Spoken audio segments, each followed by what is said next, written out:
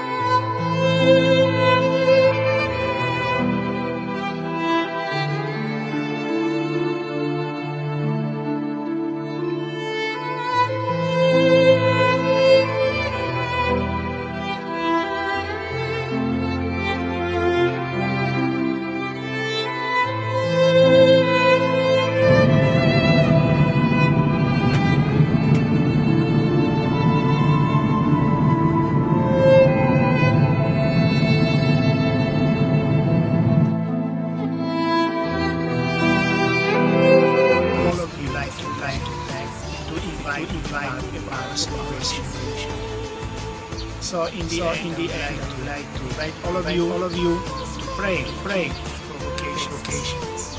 To be good workers in the harvest.